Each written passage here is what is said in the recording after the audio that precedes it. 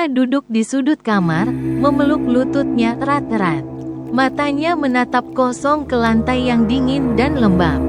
Di luar, hujan turun dengan deras, menamparkan jendela kaca dengan keras seakan ikut menangisi nasibnya. Malam semakin larut, tetapi tubuhnya masih terasa kaku setelah perlakuan kasar yang diterimanya tadi sore. Ia menghela napas panjang, mencoba mengingat bagaimana dulu ia begitu bahagia saat pertama kali mengenal Bayu. Laki-laki itu begitu manis, penuh perhatian, dan selalu mengisi harinya dengan kejutan-kejutan kecil. Ratna, aku ingin kamu jadi istriku. Aku janji akan membahagiakanmu. Suara Bayu di masa lalu masih terngiang di telinganya. Ratna tersenyum pahit. Semua janji itu tidak lebih dari kebohongan. Setelah menikah, Bayu berubah menjadi sosok yang sama sekali berbeda. Dulu, Bayu rajin mengirim pesan singkat menanyakan kabarnya, membawakannya bunga, dan selalu memegang tangannya erat seolah tak ingin kehilangan. Namun, setelah pernikahan mereka berlangsung beberapa bulan, kebiasaannya itu menghilang. Gantinya, setiap hari Ratna harus menerima makian, pukulan, bahkan perlakuan yang lebih kejam dari itu. Ia tidak pernah membayangkan bahwa suaminya, yang dulu tampak begitu mencintainya, ternyata hanya berpura-pura baik untuk mendapatkan dirinya. Bayu hanyalah seorang pemabuk yang kecanduan judi dan perempuan. Malam ini, lagi-lagi, Bayu pulang dalam keadaan mabuk. Pintu rumah mereka hampir saja jebol karena ia menendangnya dengan keras. Ratna berlari ke depan, membukakan pintu sebelum Bayu benar-benar menghancurkannya. "Apa lama banget sih bukanya?" Suara Bayu menggelegar, aroma alkohol langsung memenuhi ruangan. Ratna menunduk, tidak berani menatap wajah suaminya. "Maaf, Mas." Bayu menggeram, lalu melempar jaketnya ke lantai sebelum berjalan ke sofa dan menjatuhkan dirinya dengan kasar. Ratna bergegas mengambil segelas air putih dan menyodorkannya. "Minum, Mas, biar nggak pusing," ucapnya lirih. Bayu melirik gelas itu dengan tatapan tajam. "Kamu pikir aku butuh air putih? Dasar bodoh." Tiba-tiba, tangannya menepis gelas itu hingga jatuh ke lantai, pecah berkeping-keping. Ratna terkejut, tubuhnya menegang. Air yang tadi ia tuangkan kini menggenang di lantai, bercampur dengan pecahan kaca yang tajam. "Kalau kamu mau perhatian, kasih aku uang buat beli minuman lagi, bukan air putih sialan ini." Bayu berteriak dengan suara keras yang membuat Ratna gemetar.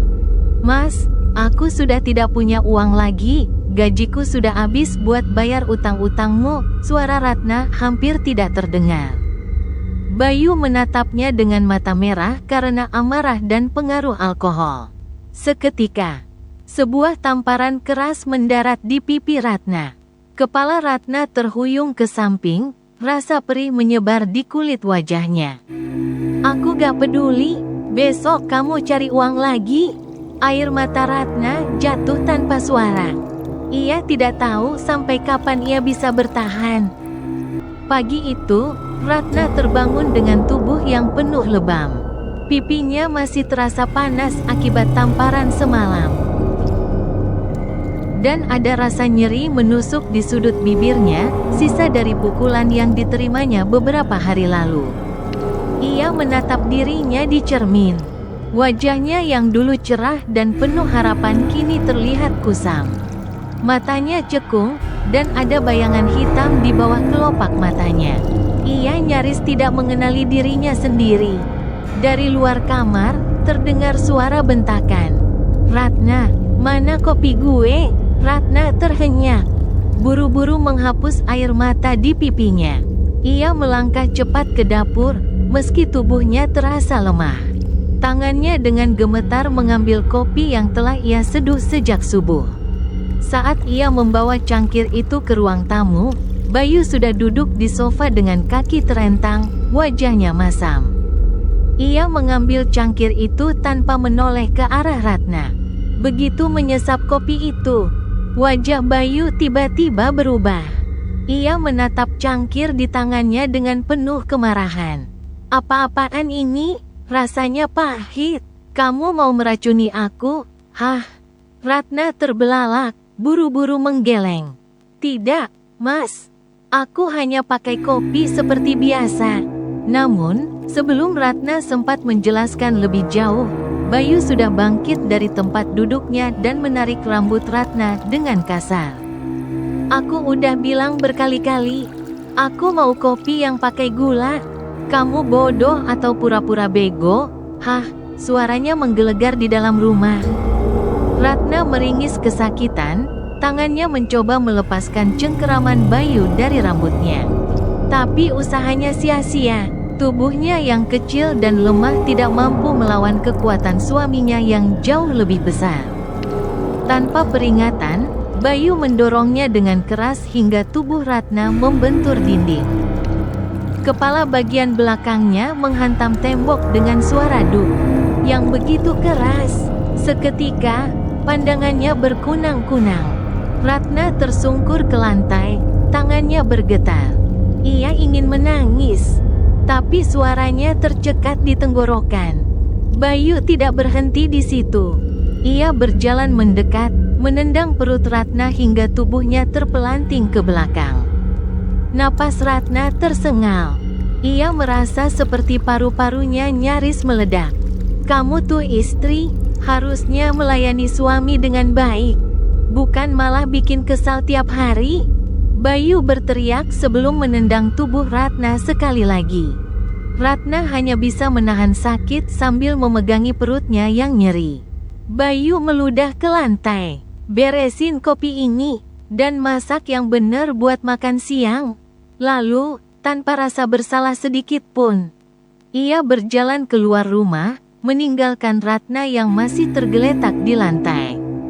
Malam yang menjadi mimpi buruk malam itu, setelah membersihkan rumah dan memasak makan malam, Ratna duduk di sudut dapur. Ia tidak makan, meskipun perutnya keroncongan. Ia takut. Ia tahu, jika Bayu pulang dalam keadaan mabuk lagi, ia pasti akan menjadi samsak hidup. Dugaannya benar. Sekitar pukul 1 dini hari, suara pintu yang dibanting terdengar dari ruang tamu. Ratna mengepalkan tangannya erat-erat, tubuhnya bergetar. Ia tahu apa yang akan terjadi selanjutnya. Langkah kaki Bayu terdengar mendekat. Tak lama, sosoknya muncul di ambang pintu dapur dengan wajah merah akibat alkohol. Apa kamu belum tidur? Hah? Suara Bayu menggelegar. Ratna menggeleng cepat. Aku baru saja selesai bersih-bersih, Mas. Bayu menyeringai. Matanya menatap Ratna dengan sorot yang dingin dan kejam. Kalau belum tidur, ayo ke kamar. Ratna merasa ada sesuatu yang buruk akan terjadi. Mas, aku capek. Suaranya hampir tidak terdengar. Bayu mendengus. Capek? Kamu berani menolak aku? Tiba-tiba, Bayu mencengkeram lengan Ratna dan menyeretnya dengan kasar. Ratna berusaha melawan, tapi tubuhnya terlalu lemah. Aku nggak peduli kamu capek atau enggak. Kamu istri gue, dan kamu harus melayani gue, teriak Bayu. Dengan satu gerakan kuat, ia melemparkan Ratna ke ranjang, lalu membanting pintu kamar dengan keras. Malam itu, Ratna kembali kehilangan harga dirinya. Ia menangis tanpa suara, menatap langit-langit dengan tatapan kosong, sementara tubuhnya terasa begitu sakit. Di luar, hujan kembali turun, seakan ikut merasakan pedih yang dirasakannya. Hari-hari Ratna terasa seperti hidup di dalam neraka. Tidak ada satupun hari yang berlalu tanpa luka, tanpa air mata, tanpa ketakutan yang mencengkeram hatinya. Bayu tidak pernah berubah. Jika ia tidak mabuk, maka ia pasti sedang berjudi. Jika ia tidak sedang berjudi, maka ia pasti sedang berselingkuh dengan perempuan lain. Dan yang paling menyakitkan, Bayu tidak lagi peduli untuk menyembunyikannya.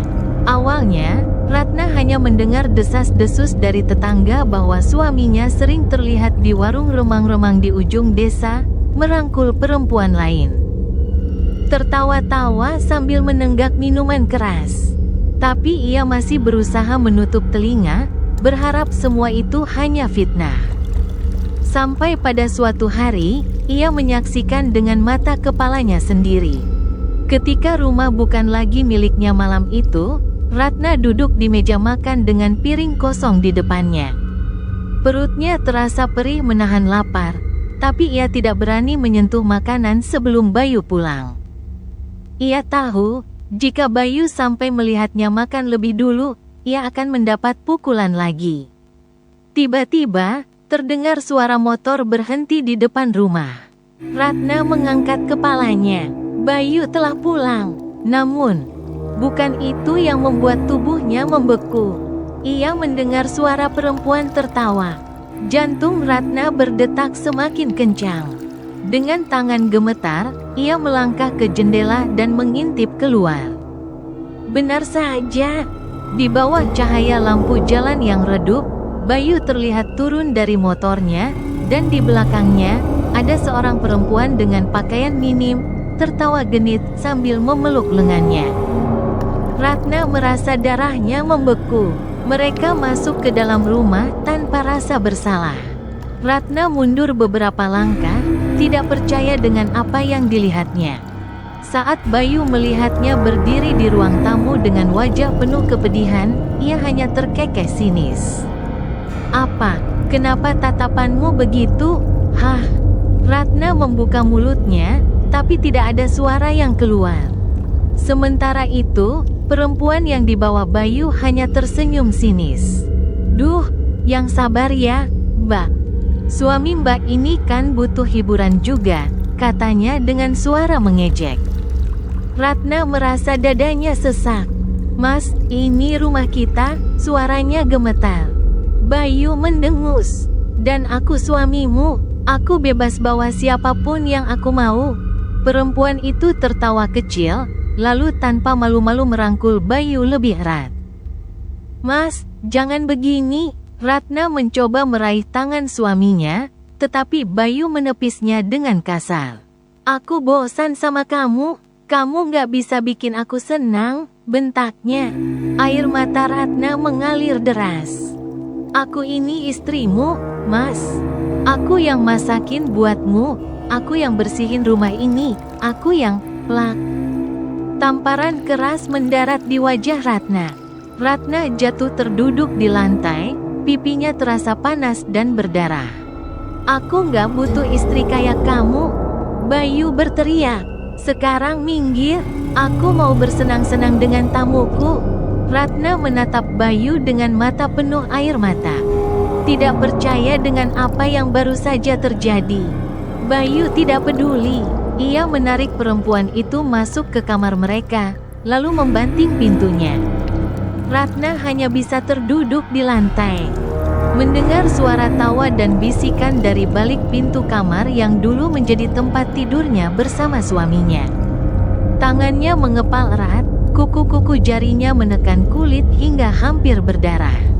Rasanya seperti hatinya telah dicabik-cabik tanpa ampun. Malam itu, Ratna tidak tidur. Ia hanya duduk di sudut ruang tamu, menangis dalam diam. Hari-hari Ratna semakin kelam. Bayu semakin sering membawa perempuan ke rumah, bahkan tidak lagi memperdulikan keberadaannya. Setiap malam, ia harus menahan sakit di tubuh dan hatinya. Namun, meski seluruh dunia seakan meninggalkannya, Ratna tetap berjuang. Ia bekerja siang dan malam untuk memastikan rumah tetap ada makanan, listrik tetap menyala. Dan semua kebutuhan terpenuhi, bukan untuk dirinya, tapi untuk suaminya yang bahkan tak pernah mengucapkan terima kasih. Pernah suatu kali, ia berpikir untuk pergi. Namun, kemana? Ia tidak punya siapa-siapa. Kedua orang tuanya sudah lama tiada, dan keluarga besarnya telah menutup pintu bagi dirinya sejak ia memutuskan menikahi Bayu. Ia terjebak dalam neraka yang tidak memiliki jalan keluar. Sampai akhirnya, malam itu tiba. Malam yang mengakhiri segalanya. Ketika ketakutan berubah menjadi kematian, Ratna pulang lebih larut dari biasanya. Ia baru saja menyelesaikan pekerjaan tambahan di warung makan tempatnya bekerja. Hari itu ia bekerja lebih keras dari biasanya, berharap bisa mengumpulkan sedikit uang tambahan untuk membayar utang-utang Bayu yang semakin menumpuk. Saat ia sampai di depan rumah, napasnya tercekat. Rumah itu gelap. Tidak ada suara apapun dari dalam. Biasanya, jika Bayu belum pulang, ia akan meninggalkan lampu ruang tamu menyala. Tapi kali ini, tidak ada cahaya sama sekali. Ratna menelan ludah. Ia tahu, ada yang tidak beres. Perlahan, ia membuka pintu dan melangkah masuk. Suasana begitu sunyi, hanya terdengar suara nyamuk yang berterbangan di udara. Tiba-tiba, lampu menyala. Ratna tersentak. Di depan sofa, Bayu berdiri dengan ekspresi marah. "Kemana saja kamu?" bentaknya. Ratna menggigit bibirnya, mencoba menahan gemetar. Aku bekerja lembur. Mas, aku ingin mengumpulkan uang untuk kita." Bayu tertawa sinis. "Untuk kita?" Ia melangkah mendekat, matanya dipenuhi kemarahan yang mematikan. "Kamu pikir aku butuh uangmu? Hah? Yang aku butuh cuma kamu ada di rumah saat aku pulang." Ratna mundur selangkah. "Mas, aku cuma ingin membantu. Aku ingin kita bisa hidup lebih baik." Brak! Tiba-tiba, Bayu menendang meja di depannya, membuat gelas dan piring di atasnya jatuh dan pecah berkeping-keping. Ratna tersentak. "Aku nggak butuh omong kosongmu," Bayu berteriak. "Aku butuh istri yang patuh, bukan perempuan keras kepala yang sibuk cari uang sendiri." Ratna menggigit bibirnya, menahan tangis. "Aku capek, Mas. Aku sudah bekerja siang dan malam. Tapi kamu tetap tidak pernah menghargai aku." Suaranya bergetar. Bayu menyipitkan mata. "Apa maksudmu? Kamu menuduh aku nggak berguna?" Ratna menggeleng cepat. "Bukan begitu, Mas. Aku hanya ingin kita berubah. Aku ingin kita bisa hidup dengan lebih baik." Namun, kata-katanya hanya membuat Bayu semakin marah. Tanpa peringatan, Bayu mengangkat tangannya dan menamparkan Ratna dengan keras. Tubuhnya terhuyung ke belakang, membentur lemari kayu di belakangnya. Ratna meringis, merasakan rasa perih menjalar di pipinya. Tapi Bayu belum selesai. Dengan cepat, ia mencengkeram leher Ratna dan mendorongnya ke dinding. Napas Ratna tercekat. Ia mencoba melepaskan tangan Bayu, tapi cengkeraman itu terlalu kuat. "Kamu pikir aku nggak bisa hidup tanpamu? Hah?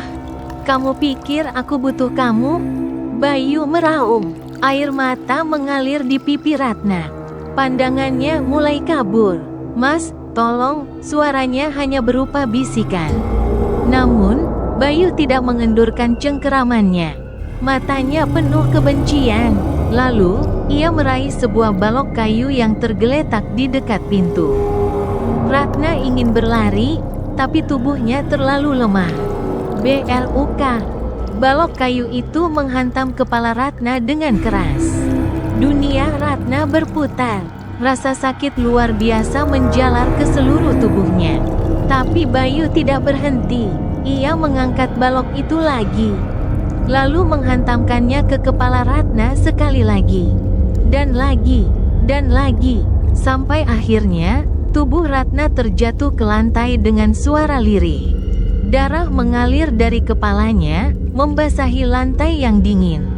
Mata Ratna terbuka, tapi tak lagi bernyawa. Dan di sanalah ia tergeletak, sendirian, dalam diam yang menyakitkan. Malam itu, Ratna meninggal di tangan orang yang pernah ia cintai. Suasana di rumah itu begitu sunyi setelah Ratna terjatuh tanpa nyawa. Bayu berdiri di sana, tangan dan pakaiannya masih basah darah.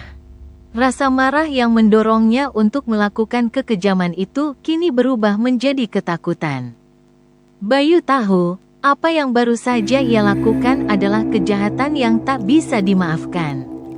Namun, alih-alih merasakan penyesalan, yang ia rasakan adalah ketakutan akan konsekuensi dari perbuatannya. Ia tahu, jika tetangga atau pihak berwajib menemukan apa yang telah terjadi, hidupnya akan hancur. Ia tidak akan lagi bisa bersembunyi dari dosa-dosanya. Namun, di saat itu, ada satu hal yang lebih penting baginya, menutupi jejak.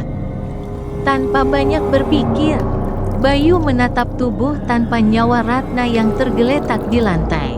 Ia merasa perutnya mual, tapi rasa takut jauh lebih besar. Ia tidak punya pilihan selain segera menguburkan mayat istrinya, agar tidak ada yang tahu apa yang telah ia lakukan. Malam yang mencekam dengan tubuh yang gemetar dan perasaan semakin kacau, Bayu membawa tubuh Ratna keluar dari rumah. Malam itu begitu gelap, hanya diterangi oleh sinar bulan yang pucat. Jalanan sepi, tidak ada yang melintas. Bayu bergegas, menyeret tubuh Ratna menuju bagian belakang rumah. Di sana ada sebuah lubang yang sudah ia gali sebelumnya, sebagai persiapan untuk mengubur tubuh istrinya. Langkahnya terhuyung-huyung, tetapi ia berusaha menenangkan diri. Ini semua demi kelangsungan hidupku, pikirnya, meski kata-kata itu terasa kosong di dalam hatinya. Setibanya di tempat yang sudah dipersiapkan, Bayu dengan cepat menurunkan tubuh Ratna ke dalam lubang. Ia tidak mempedulikan darah yang masih mengalir, yang semakin membuat tanah di bawahnya terasa semakin basah dan lengket. Tangan Bayu gemetar saat ia mulai menimbun tubuh Ratna dengan tanah. Setiap desahan napas yang ia hembuskan seolah mengingatkan dirinya pada semua kesalahan yang telah ia perbuat terhadap Ratna, terhadap dirinya sendiri. Namun, penyesalan itu datang terlambat. Saat tanah itu menutupi wajah Ratna, Bayu merasa seolah ada sesuatu yang hilang dari dirinya.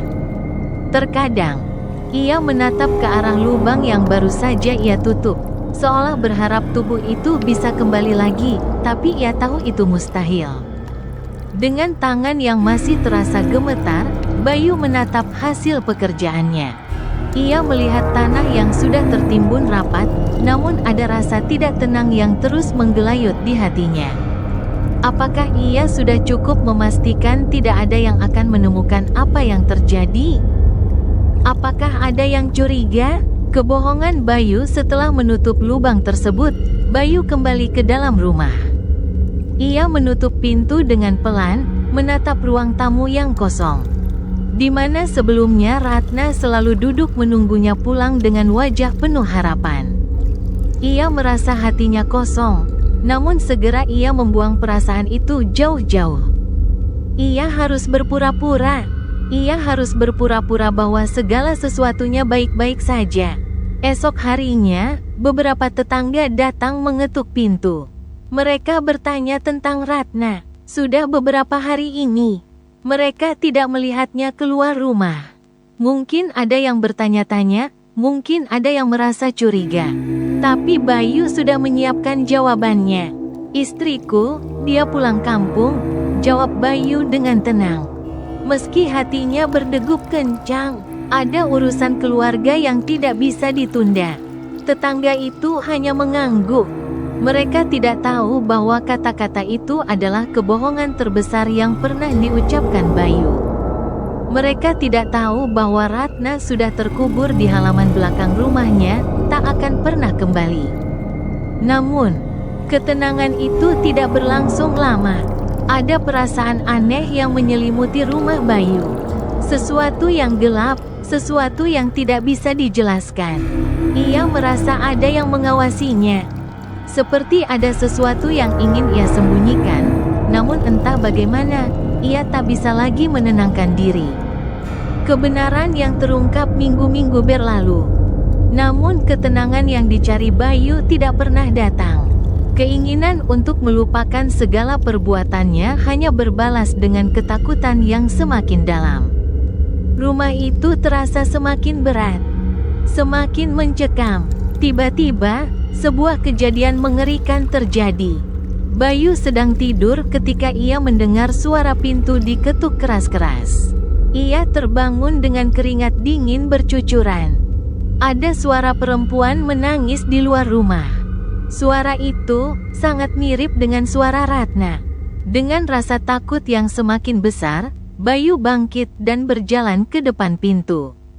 Ketika ia membuka pintu, tidak ada siapapun di sana. Yang ada hanya angin malam yang dingin dan suara kesakitan yang semakin terdengar jelas di telinganya. Bayu menutup pintu dengan cepat, mencoba menenangkan diri. Tapi suara itu terus mengganggu pikirannya. Anehnya, suara itu tidak pernah pergi. Warga mulai melaporkan bahwa mereka sering mendengar suara tangisan seorang wanita di sekitar rumah Bayu. Meskipun rumah itu kosong dan tidak ada orang yang tinggal di sana. Pada akhirnya, setelah beberapa minggu, mayat Ratna ditemukan. Sebuah laporan polisi diterima oleh pihak berwajib setelah seorang tetangga mencium bau busuk dari belakang rumah Bayu.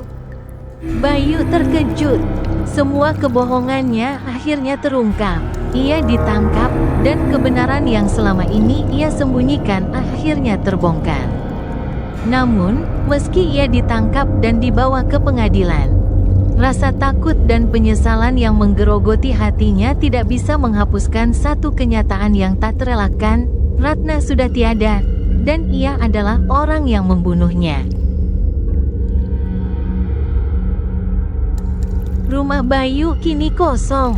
Sejak kejadian itu, ia ditangkap dan dipenjarakan, dan semua orang menganggap rumah itu tak lebih dari sekadar rumah yang terlupakan. Namun, meski tak ada yang tinggal di sana,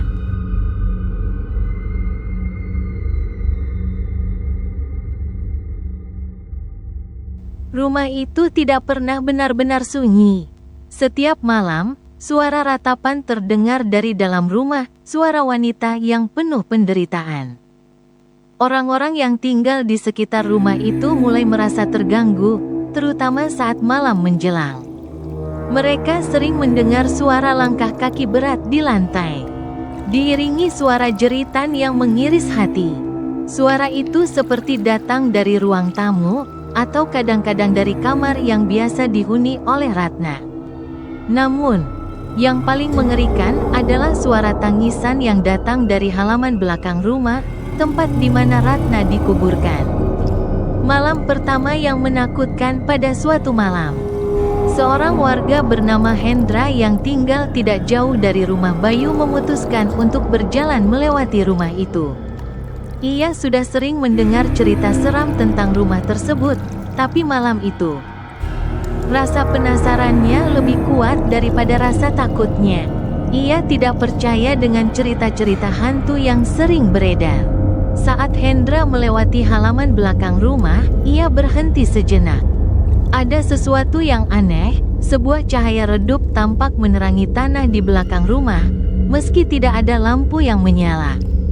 Suara berbisik halus datang dari dalam rumah. Seolah-olah seseorang sedang berbicara pelan di dalam sana. Namun, saat ia menoleh, tidak ada siapa-siapa. Rasa penasaran Hendra semakin besar, dan ia mendekati rumah itu lebih dekat lagi. Ketika ia berdiri di dekat pagar belakang, ia mendengar suara langkah kaki pelan di tanah, diikuti oleh suara tangisan yang begitu memilukan. Tiba-tiba, suara itu berhenti. Hendra merasa sesuatu yang aneh. Ia merasa seperti ada yang mengawasi dirinya dari balik rumah itu. Dengan ketakutan yang semakin dalam, Hendra berbalik dan berlari, meninggalkan halaman belakang rumah Bayu dengan cepat. Suara jeritan yang terus menghantui keesokan harinya, cerita Hendra tersebar luas di antara warga. Semakin banyak yang merasa curiga dengan rumah itu, dan ketakutan mulai merayapi mereka. Setiap malam, suara jeritan dan tangisan yang menyayat hati terus terdengar. Bahkan mereka yang tidak tinggal di dekat sana merasakan ketegangan yang sama, seolah suara itu melayang di udara. Tetangga-tetangga mulai mengatakan bahwa mereka merasa seolah ada sesuatu yang mengintai mereka di malam hari. Mereka sering melihat sosok bayangan perempuan berjalan mondar-mandir di depan rumah. Meskipun rumah itu kosong, beberapa orang mulai menggali tanah di belakang rumah, berharap bisa menemukan sesuatu yang bisa menjelaskan semuanya. Mereka tidak tahu bahwa mereka sedang menggali lebih dalam ke dalam keabadian, ke dalam kegelapan yang lebih gelap dari malam itu sendiri. Kebangkitan arwah Ratna pada malam yang sunyi.